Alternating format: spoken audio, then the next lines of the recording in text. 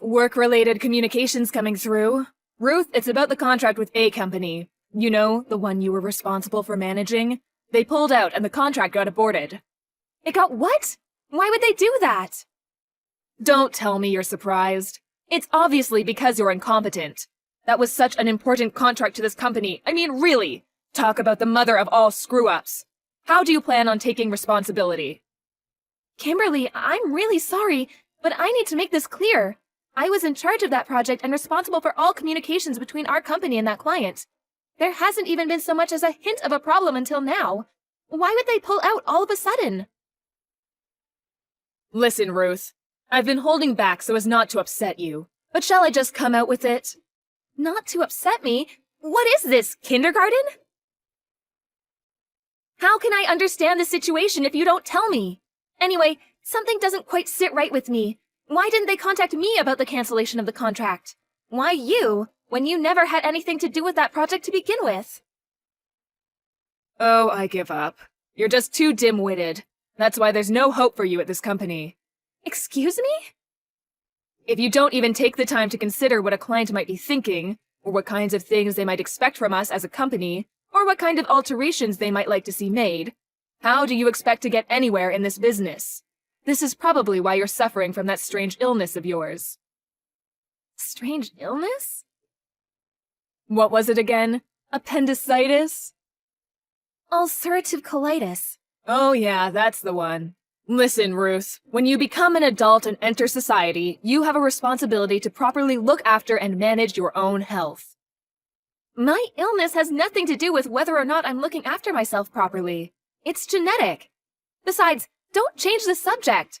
What does my illness have to do with the cancellation of this contract?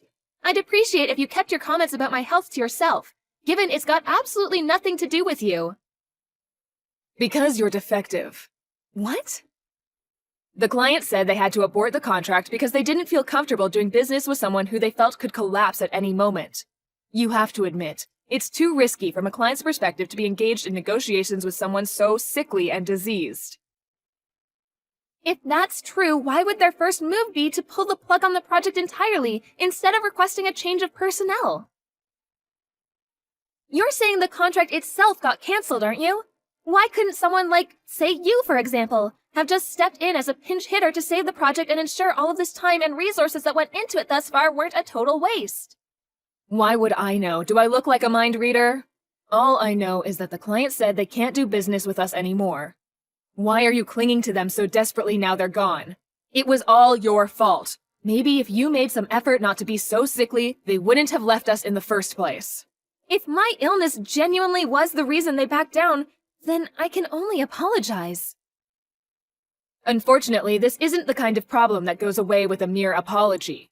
Why don't you take a long, hard think about the damage you've done to this company? And take responsibility accordingly? Yes, understood. Not understood. What are you going to do? I want detailed suggestions, proposals, a plan of action. How do you intend to make up for this? I'll work to the best of my ability to undo my failure and bring the client back. Wrong answer. What you really need to do is have more awareness of your status as sickly, dead weight at our company. And accordingly keep your mouth shut, keep your head down, and work silently in the background where you can't cause any further problems. If that's too hard for you, I think you'd make for an excellent coffee girl. I take milk and 2 sugars. If even that's too difficult, I suggest you start sleeping with the right people, because you're doomed to a future of failure and disappointment if you rely solely on your ability to actually do the job. You're an incompetent fool, and everyone knows it. You're leaving my messages on read. How mature. Sulking, are we? This is exactly what I'm talking about. The moment things become a little inconvenient for you, you bury your head in the sand, even going as far as ignoring your direct superior. You really are beyond help. If I'm honest, I'd rather you just resigned.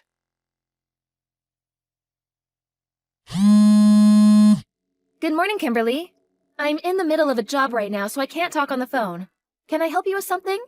Wait, shouldn't you be in the office already? How dare you?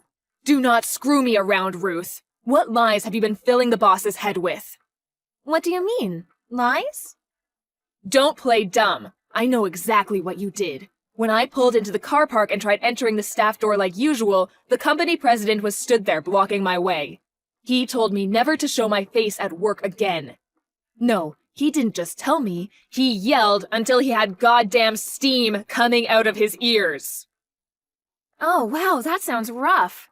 I did hear the boss can be a bit passionate at times. That's probably the reason he was able to build such a successful company, though. I don't give a damn about that. All I can think of is that you went up and said something to him. Why else would he fire me? What did you do? Tell me. I didn't do anything at all. All I did was head out this morning to apologize for losing the contract you told me about. What? Think about it. If a project collapses and it's your fault, don't you think offering a sincere apology and requesting the decision be reconsidered after promising to do better is the right and reasonable thing to do? That wasn't just my project after all. People from various departments were involved, and lots of hopes and dreams were pinned on it. Huh? You went to see the client directly? That's right. I swallowed my pride, got down on my knees, and apologized. Their project manager rushed out immediately when he saw what was going on, and explained the situation to me in minute detail. Everything, Ruth. I know. You tried stealing that contract from me, didn't you? You lurked in wait for Mr. Grant, the project manager, in the office car park, and waited until he finished his meeting. Then, when he got out, you basically forced him to go to dinner with you. You did nothing but badmouth me at the restaurant. Then, when you thought you'd trashed his opinion of me, you started trying to convince him of what a talented and reliable employee you are, Mo. Have you no shame? Then, to top it all off, you invited him to stay the night at a hotel with you. He described his feelings at the time of a complex mixture of shock, disgust, and terror. Being so desperate to go home at that point that he'd do anything to get away from you, but at the same time wanting to avoid handing you the project at all costs. He did the only thing he could think of and proposed aborting the contract entirely. Here's the key point, though. He didn't actually want to. But you, feeling you had the ammunition you needed, launched your full frontal assault on me and came up with whatever lies it took to have me held responsible. Even putting it mildly, you're a disgrace. Don't worry, though. I already told the section manager everything. Based on what you just told me, it seems like word of what you did made its way into conversation with the president. Why, you really shouldn't have done that. Mark my words, you won't get away with this. I'll make you regret it if it's the last thing I do. Prepare yourself, Ruth. There is a storm coming. Do what you like. Just make sure you don't do anything to cause any further trouble for the company. You might have been fired, but this company's done a lot for you, so I hope you've at least got the decency to spare them the nuance of your little revenge campaign. Ruth, long time no see. Is now a good time? I have some news for you. What? You're gonna love this. Wait for it. I got married! Oh, that's nice. Congrats. I'm the happiest I've ever been. Listen, Ruth, I've been doing some thinking and I feel so guilty about the trouble I've caused you. I just wanted to take this opportunity to apologize. Oh. If it's about the contract, don't worry. I'm already over it. No, not that. Something else. I stole your fiancé.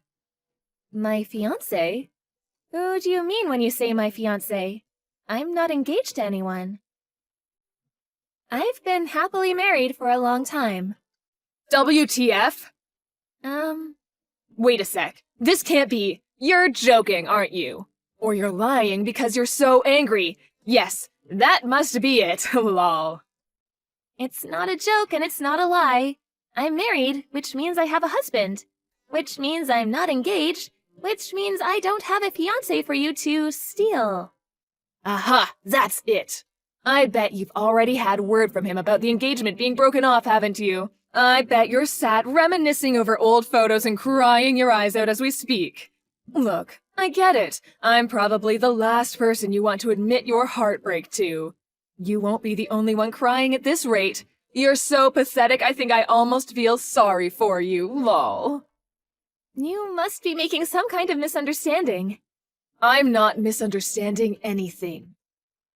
I know he's your fiancé. He approached me while I was crying on my own at the car park. On the day the president fired me outside the office, he really is a wonderful man. He could see I was upset and asked me if I needed someone to talk to. That's all well and good, but I don't see how you go from that being dead certain this randomer from the car park is my fiancé. He told me, of course. He said he came to the office to drop something off his fiancé left at home. But he said he just couldn't bear to see such a pretty girl crying and not say anything. I figured out he was your fiancé. Well, we were chatting over a coffee in a local cafe. I'm sorry to say this, but he said he found me much more attractive than you, and that I gave him butterflies in his stomach of the kind he hadn't felt since he was a teenager. Things between us began moving really fast after that. We went to bed together that night, and before we knew it, we were discussing marriage. It was then I knew I'd found my soulmate. He sounds like a scammer. Huh? Yep, a marriage scammer. What? Don't be so ridiculous. A marriage scammer, what even is that? Make some sense, woman. We are soulmates. Are you jealous? Is that it? Kimberly, it seems like your desire to take revenge on me is clouding your better judgment and impairing your ability to think rationally. That's the most obvious marriage scam I've ever heard of. Did he ask you for money at any point while he wasn't whispering sweet nothings in your ear? Let me guess. Something like an advance payment on the wedding costs, which he empathetically promised he'd give you back later? Huh? How did you know? Yes, he did. But that's hardly unusual. Things are moving really fast between us, so he probably didn't have the funds to get the ball rolling at a moment's notice. This is just how whirlwind romances are. Oh, no. You'll never see that money again. I'm pretty familiar with this scam because I had a friend who very nearly fell for the same one a while back. Luckily, she realized what was going on and backed out at the last minute. You, however, such a shame. I'm actually embarrassed for you, Ruth. The lengths you'll go to hide your heartbreak over having your fiancé stolen are bordering on tragic. Please salvage what remains of your dignity by gracefully admitting defeat. Yes, that's right. You lost, and I won. I can repeat myself if you like. I'm already married. My husband's abroad on business right now. But I can send you some pictures of us if you like. Oh, please, stop it, Ruth. You can't seriously expect me to believe someone like you could bag yourself a husband. What man in his right mind would have an interest in a sickly little creature like you? We were classmates in high school. We were friends since long before I fell ill. He confessed his love to me after I got my diagnosis. He said the illness was irrelevant to him, and he wanted to be with me because he loved me. Wait a sec. What? So this guy I'm engaged to really isn't your fiancé? Yay, you finally got it! This is kinda what I've been trying to tell you this whole time. I just tried to call him. He won't pick up. What should I do? Help! Not my problem. What? You mean you're not going to help me? This is all your fault. The least you could do is give me some advice. Take responsibility for what you have done. What? This is my fault? So let me get this straight. First, you tried to steal my contract back when you still had a job and failed miserably. Then, you tried to steal my fiancé, assumed, and failed miserably once again. Is that a fair summary? To top it all off, suddenly I'm the one who's responsible somehow? Really gets the neurons firing. Would you mind explaining which part exactly is my fault? I'm drawing blanks here. Don't twist the facts. I want my money back. $40,000 directly into my bank account now. Nope. $40K though. Wow, he took you to the gleaners. It's time you learned how to take responsibility for your own actions, Kimberly. Fine, you win. I'll apologize for what I did. I'm sorry for everything. The contract, trying to steal your fiancé, everything. Can I just have my money back? Please? Not only did he take my entire bank balance, I don't even have a job anymore. How am I supposed to live? Go back and live with your parents then? Or you could, I don't know, find a new job? In any case, I have zero obligation to help you. Please stop talking like that. We used to be coworkers. Ruth, I'm begging you. Ruth! We used to be coworkers? That's literally the least compelling plea for help I've ever heard. Anyway, I'm sure you'll figure out a way to fix this on your own. After all, you were always super talented at getting yourself out of difficult situations, weren't you? By sleeping with the right people?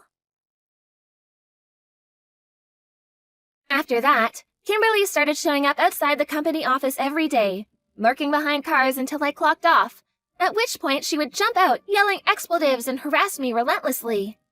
However, she was eventually spotted by our notoriously passionate and at times hot-headed company president. He reported her to the police, who came down immediately and bundled her into the back of a car. Apparently, her spirit was so crushed when hit with the reality of what her life had become, she broke down in tears in the police car and was inconsolable by the time she reached the station. Eventually, she somehow or other managed to pull herself together and went home with a caution, promising never to go near me ever again. However, sources tell me she's still vigilantly watching and waiting, biding her time until another opportunity to take her revenge on me presents itself. Rumor has it she's applying for jobs with every one of our competitor companies and hopes to somehow leverage that as her angle to teach me the lesson she's convinced I deserve. The irony is, if she'd just reflect on her own actions for a moment, she could learn the lesson she needs to learn. Let go of her hatred and move on with her life. Will she? I'm not holding my breath. Anyway, in more important news, I found out I was pregnant last month. I left the company when I got the news and decided to move abroad to be a stay-at-home housewife for my husband, so the whole thing with Kimberly is as good as ancient history to me now.